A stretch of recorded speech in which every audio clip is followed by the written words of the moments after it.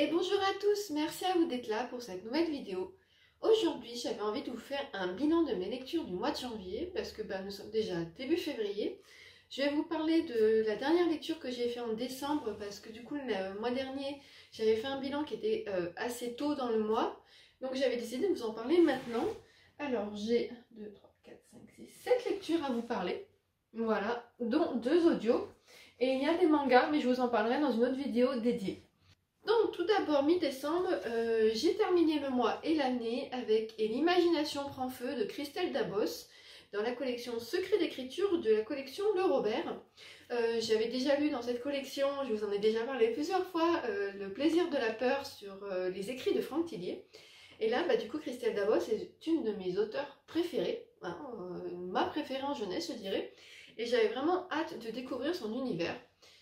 Ça a été chose faite, j'ai passé un très bon moment de lecture. Dedans, elle nous partage ses débuts, comment elle a très vite, très jeune, eu envie d'écrire, mais que c'était pas forcément concluant d'après elle. Comment elle s'est entraînée, comment la communauté de la passe miroir aussi a été créée, s'est développée. Ça a été très très intéressant, j'ai beaucoup aimé. De toute façon, j'adore la plume de Christelle Dabos qui, je trouve, se bonifie avec l'âge. Déjà, c'était déjà très très bien avec le premier passe miroir, mais plus elle écrit, mieux c'est encore en qualité. J'ai beaucoup aimé découvrir ses façons d'écrire, même si j'avais déjà eu quelques infos, parce qu'on l'avait reçu en dédicace dans la librairie où je travaille il y a 1 an, donc c'était à Noël 2021, et elle avait donné une petite conférence juste avant la dédicace où on avait pu échanger sur sa façon d'écrire. Et là, en fait, je trouvais que c'était un très bon complément. J'ai beaucoup aimé. Les personnes qui ont lu La Passe Miroir, qui ont beaucoup aimé, je vous le conseille chaudement parce que c'est vraiment une collection qui est hyper intéressante. Ensuite, en lecture audio, j'ai fini 2022 et commencé 2023 avec Anne d'Avonlea, donc là aux éditions Toussaint l'Ouverture de l'auteur Lucie Maud Montgomery. Donc je vous montre, c'est un très bel ouvrage en hardback. De toute façon, la Toussaint l'Ouverture fait toujours de très très belles éditions. C'est toujours très beau ce qui sort en livre. On retrouve donc Anne qui a désormais 16 ans, qui est institutrice à Avonlea. Ce livre est la suite directe de Anne de Green Gables. Donc c'est bien de respecter l'ordre quand même, parce que sinon il y a des rapports à des personnes que vous n'allez pas comprendre. Et donc on suit le quotidien de Anne de ses 16 à ses 18 ans. En fait, à chaque fois, les romans représentent une partie précise de sa vie, d'une période d'âge en fait. Celui d'avant, c'était de ses 13, je crois 12, 13 à ses 16 ans du coup, pour Anne de Green Gables. Et donc là, on la retrouve avec Mariella, donc elle vit dans la petite maison qu'on a découvert, donc Green Gables. Et on va la suivre du coup dans son quotidien, toujours avec ses envolées littéraires où Anne a beaucoup d'imagination. Elle grandit, elle est plus mûre, mais elle garde quand même ce côté fantaisiste, ce côté poétique et la bienveillance, parce que Anne est une personne très bienveillante. Elle le montre dans sa façon d'enseigner aux enfants. Et voilà, ça a été une très bonne lecture, très bonne. Ça a été une bonne lecture. Il y a un personnage dedans qui m'a quand même fortement agacée. Il s'agit de Barry. Non, Davy. Je confonds toujours ce prénom. Il s'agit de Davy. Voilà, je n'en dirai pas plus. Mais ce personnage m'a fortement agacée. J'ai failli arrêter la lecture à cause de lui. En fait, j'ai l'impression que c'est les sentiments que me procurent à chaque fois les histoires de Anne. Parce que le premier, en fait, j'avais failli l'arrêter parce que je ne supportais pas Anne. Elle parlait trop, elle divaguait trop, elle digressait trop. Et en fait, j'ai continué de le lire et ça m'a beaucoup plu. Et c'est ce qui s'est passé également pour celui-ci. Donc je pense que je lirai les suites que j'achèterai et en papier mais que j'écouterai en audio. Mais je vais attendre un petit peu. Voilà, on va laisser passer et peut-être plus tard, dans quelques mois. Mais j'ai envie de savoir comment évolue la vie de Anne tout simplement. Ensuite, j'ai commencé 2023 avec un tout petit livre, un petit livre de 1030 pages. Il s'agit de Harry Potter et l'Ordre de Phénix de J.K. Rowling aux éditions Folio Junior. C'est le tome 5 de la saga Harry Potter, que pour rappel j'ai déjà lu mais il y a 20 ans, donc je me suis lancée dans la relecture. C'est le plus gros tome de la saga. Je ne sais pas si je l'ai déjà dit, c'est pas grave, au moins vous le saurez. Et alors j'ai passé un super moment de lecture, c'est un vrai plaisir de retourner dans l'univers d'Harry Potter. Par contre, quand je l'ai commencé, j'avais pas vu qu'il faisait autant de pages. Pour moi, il faisait 700-800 pages. Et j'avance, je lis 200, 300 pages, et puis voilà, ça fait que ça en fait, 300 pages sur le livre. Et je me dis, mais c'est pas possible, j'avance pas et tout. Et ben, c'est normal, parce qu'il fait quand même un certain nombre de pages élevées. Et j'ai mis 15 jours à le lire. Voilà, donc ça m'a un peu fait réduire mon débit de lecture.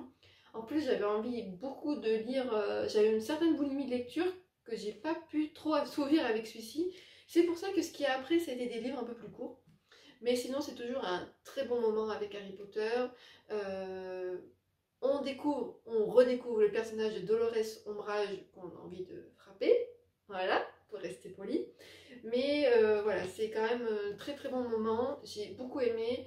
J'ambitionne de finir le 6 et le 7 en 2023. Je veux finir la relecture d'Harry Potter en 2023. Je ne veux pas que ça arrive en 2024. Donc je vais voir, je vais essayer de les lire assez rapidement, comme ça moi je suis sûre de pas oublier. En fait, je veux me dépêcher parce que j'aimerais lire après en relecture La Passe Miroir, que j'ai lu donc plus récemment qu'Harry Potter, mais j'aimerais me remettre dedans, donc voilà. Mais je veux pas commencer une relecture d'une saga si j'ai pas fini la relecture de la saga précédente. Ensuite, j'ai enchaîné avec Pour seul refuge de Vincent Ortiz, donc là aux éditions Pocket, que j'ai écouté en audio sur Audible parce qu'il était offert avec l'abonnement. J'ai Estelle et Laura qui l'ont lu toutes les deux et qui en ont fait des assez bons retours. Et comme moi j'avais dans ma pile à lire, j'avais envie de le bouquiner. Donc on va suivre Ted et Edward. Donc Ted est un homme qui est un policier de Cheyenne qui va kidnapper le juge Edward au bord de la route qui est en panne en fait lors d'une tempête de neige. Sa voiture, donc une Lincoln Navigator, on nous dit assez souvent dans ce livre, tombe en panne et il va être pris du coup en stop par Ted. Sauf qu'on va très vite se rendre compte que tout ça n'est pas le fruit du hasard, que Ted finalement retient contre sa volonté Edward et qui va lui proposer un marché un peu assez étrange. Il va lui proposer de faire une randonnée avec une personne en particulier qui est liée à leur passé à tous les deux. On va suivre donc des chapitres sur Ted, des chapitres sur Edward et des chapitres sur la personne avec qui Edward va faire la randonnée. J'ai beaucoup aimé, c'était vraiment une très bonne lecture, j'ai adoré l'écouter. C'est vrai que l'histoire paraît un peu simple au début, et après on se rend compte que c'est quand même beaucoup plus profond que ça. On se pose très vite des questions sur Ted, parce que on voit très vite que il n'a pas l'air très clair, voilà, pour pas plus en révéler. Et on va suivre Edward qui ne comprend pas, qui lui est juste retenu en otage par un homme dont il ignore tout. Et on va découvrir donc le passé de chacun à travers les souvenirs, les flashbacks. Et très bonne découverte. J'ai appris que l'auteur avait fait un autre livre qui en plus se passe pas loin de chez moi. J'aimerais bien le lire très prochainement parce que je me dis que ça peut être vraiment très intéressant. J'ai beaucoup aimé sa plume et la construction de son histoire. Donc très belle découverte. Ensuite, j'ai lu donc en papier Le Chalet de Catherine Cooper aux éditions L'Archipel. C'est un policier assez court, il fait 300 pages. J'ai eu un peu des a priori avant de commencer cette lecture parce que j'ai vu que Séverine de la chaîne Il est bien ce livre n'avait pas du tout aimé ce bouquin. On l'avait trouvé assez superficiel. Et en fait, j'avais envie de me faire mon propre avis tout en ayant son avis en tête. Donc on va suivre dans un premier temps, j'ai mangé leur prénom, Ria et Hugo.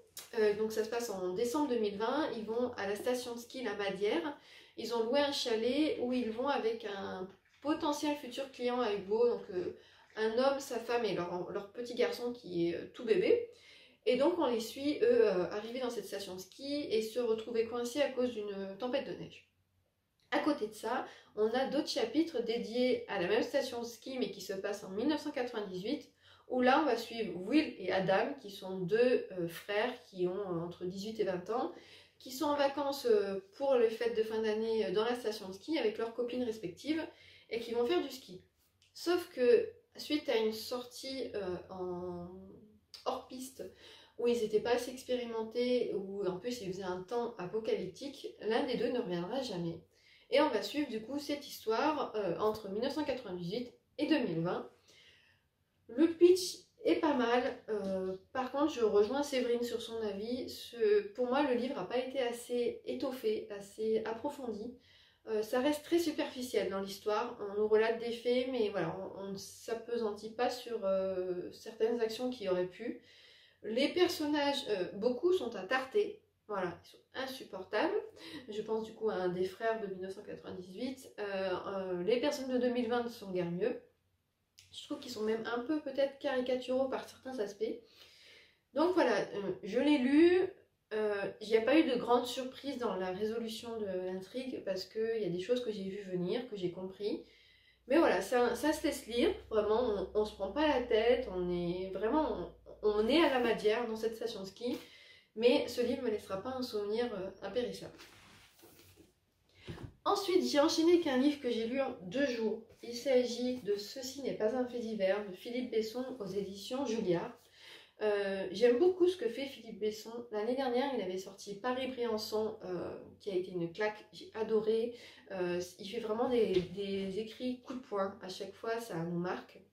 Et celui-ci n'a pas dérogé à la règle, parce qu'on va suivre du coup un garçon, un ado, ouais, un jeune adulte et sa sœur. Donc lui il a 19 ans, elle a 13 ans, elle l'appelle, donc ça c'est le premier chapitre, et elle lui dit « Papa a tué maman ». Donc ce garçon qui habite à Paris pour ses études va redescendre à Bordeaux pour rejoindre sa sœur. Il va apprendre une fois sur place que non seulement son père a tué sa mère, mais il a disparu, il s'est enfui. Et c'est eux comment ils vont devoir faire face à ça, face aux interrogatoires, à la préparation des obsèques, également à gérer leur avenir, parce que du coup ils se retrouvent avec une maison sous scellée où ils ne peuvent plus vivre. Ils se retrouvent livrés à eux-mêmes où ils n'ont pas d'argent, donc ils vont devoir avoir l'aide de la famille.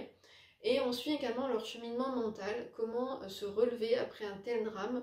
Il va aussi être question de culpabilité parce que le jeune homme va se dire mais comment ça se fait que je n'ai rien vu? Comment j'ai pu ne rien voir? Ce roman aborde toutes ces questions et j'ai trouvé ça très intéressant parce que souvent quand des livres nous parlent du féminicide, on n'est pas dans la tête de ceux qui restent. On est souvent dans la tête de la femme, de son assaillant, mais on n'est pas dans la tête de ces enfants qui sont les victimes collatérales de ce genre de meurtre et qui doivent continuer à vivre malgré ça et vivre avec l'idée qu'ils ont un père meurtrier et une mère morte. Il parle, voilà, c'est très prenant à ne pas lire quand on a un petit moral parce que c'est vraiment dur. L'auteur ne nous ménage pas, voilà, on voit vraiment qu'il traverse l'enfer, mais encore une fois, une très bonne écriture et voilà, je l'ai dévoré. Et maintenant, il va falloir que j'attende 1 an que l'auteur en écrive un autre. Et le dernier livre, qui est ma lecture en cours, il s'agit des Saisons du chaos de Elle Cosimano aux éditions de Saxus, qui est la suite du premier tome qui s'appelle Les Saisons de la tempête, que j'ai lu il y a 1 an et demi peut-être, je ne sais plus exactement. Je l'ai lu avec les copines des lectures du Cerbère, mais je ne sais plus quand on l'a lu. Donc nous étions 4 à le lire, 2 ont bien aimé, donc à savoir Pam et moi, et 2 n'ont pas aimé, donc Lucie et Manon. Du coup il y a pour l'instant que moi qui me suis lancée dans cette suite. J'en suis page 130 sur 500, et je passe un assez bon moment de lecture. Je ne sais pas si c'est une duologie, une trilogie ou quoi. Déjà pour moi le premier se suffisait à lui-même, il n'y avait pas besoin d'une suite. Donc je lis cette suite sans vraiment savoir à quoi m'attendre par rapport au personnage ou à l'intrigue. Mais voilà, je passe un très bon moment de lecture, j'y retourne avec plaisir. Là, en plus, là j'ai l'édition collector, c'est hyper agréable à lire parce que, voilà, comme vous voyez, il tient bien ouvert. Donc je peux le poser quand je lis et c'est vachement bien. Donc voilà, c'est ma petite lecture en cours. Je pense que je vais terminer janvier avec celui-ci. Comme je vous l'ai dit dans ma vidéo de la semaine précédente, après je voudrais me faire un marathon polar pour Quai du Polar. Donc j'ai pas mal de lectures à venir qui vont être assez sympas. Est-ce que vous de votre côté vous avez lu certains des livres que je viens de vous présenter? Est-ce qu'il y en a qui vous font envie? Et vous, qu'avez-vous lu de beau en ce mois de janvier? Sur ce, je vous remercie infiniment d'avoir regardé cette vidéo et je vous dis à très bientôt!